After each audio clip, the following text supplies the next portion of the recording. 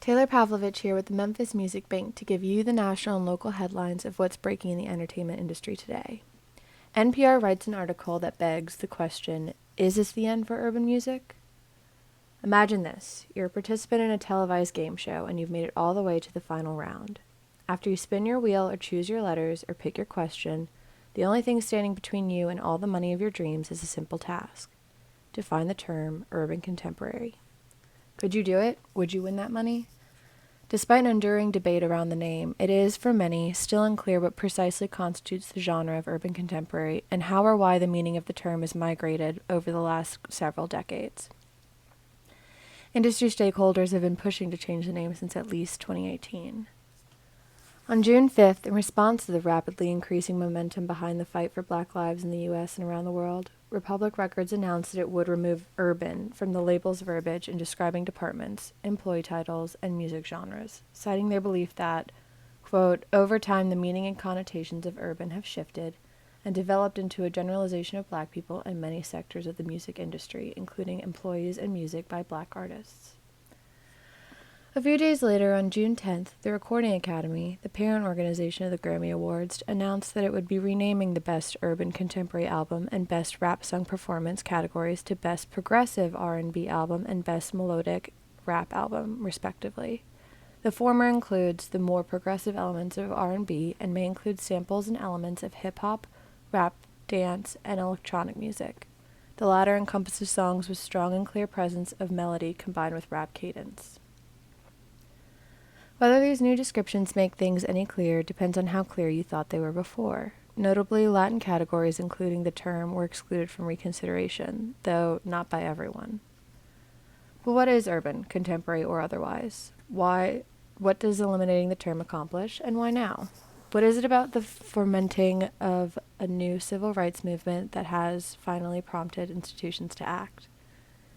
Coined in 1974 by legendary radio DJ and radio program director Frankie Crocker, urban contemporary was originally meant to describe the broad mix of R&B, hip-hop, disco, rap, and everything from James Brown to Dinah Shore that Crocker was playing at the news-created WBLS station in New York.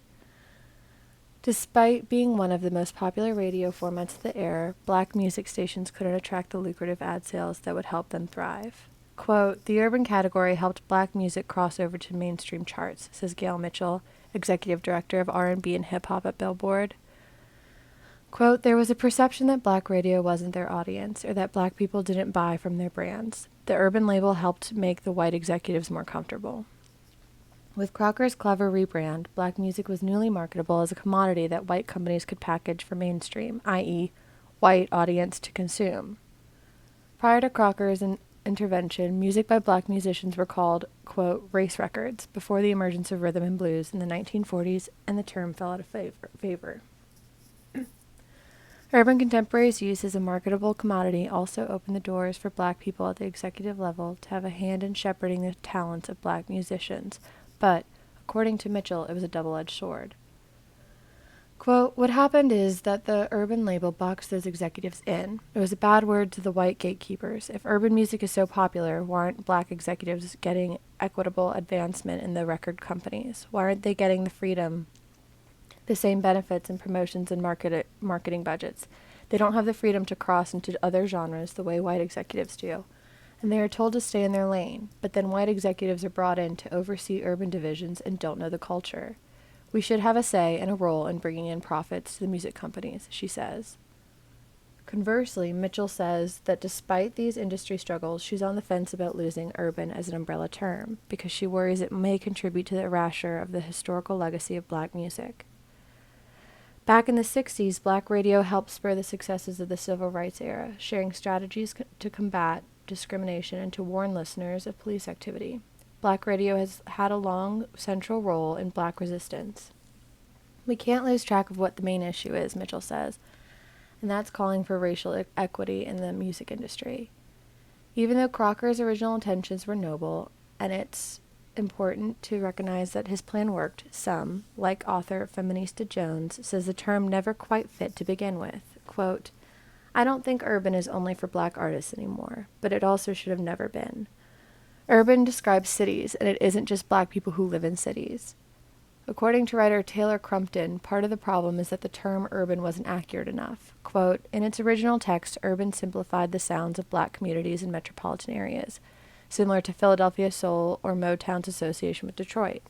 But it failed to incorporate the sounds of black communities in rural areas such as the South, who engaged in Americana, country, and folk music, but experienced racial discrimination from gatekeepers in their respective genres, she said.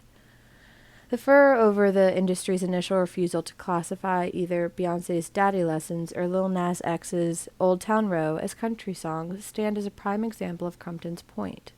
The contradictory narrowness and breadth of the urban genre has, ironically, meant that no matter what kind of music black artists actually make, they are all swept into the same category. Music and culture writer Sharon Taylor concurs. It definitely gives a green light for fans to limit the capacity of what artists can do. If there's a pre-prescribed box for what kind of music to expect. For artists, it can be difficult if they're trying to explore new sound or depart into some new sonic territory and are unable to do so, she said. Charlie Harding, co-host of the podcast Switched on Pop, says these contradictions continue to crop up because they are rooted in the music industry's racial history of white supremacy. Quote, the music industry is constantly struggling to acknowledge black music without calling it black music, he says. The way we create these categories reinforces the existing power dynamics in society, specifically racial dynamics. When pop music took off, we still lived in legalized segregation. Music charts were segregated into black and not black, and we still would live with that legacy and are constantly trying to find ways to undo that. Enmeshed in this capitalist need to sell records, there's a continued fumbling to address the root of this historical violence. Republic Records' stance seems to be an attempt to get it right this time, but Crumpton thinks the onus is on a different organization, the Recording Academy. Quote, the industry is built upon the Recording Academy, an institution with historical wrongdoings against black artists and their music. The Recording Academy has a chance to rectify its wrongs and push the industry forward. If not, the industry will likely revert back to its oppressive ideology, but lose the engagement of black artists, she says. Black artists created country, house, and techno, so allow them to reap the fruits of their labor, because white artists have been doing so for decades. There is no easy solution. The nature of creative musical expression means that these categories will routinely, inevitably outlive their usefulness. In a sense, black music is queer because its fluidity and ability to exist among multiple genres, says Crumpton.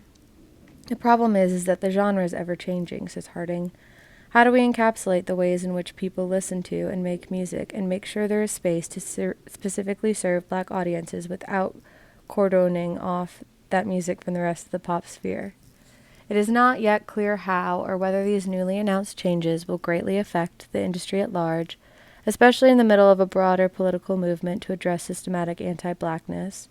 But Harding says that the thing to keep in mind as the industry moves forward is that there is a need for spaces to be safe, black creative practice.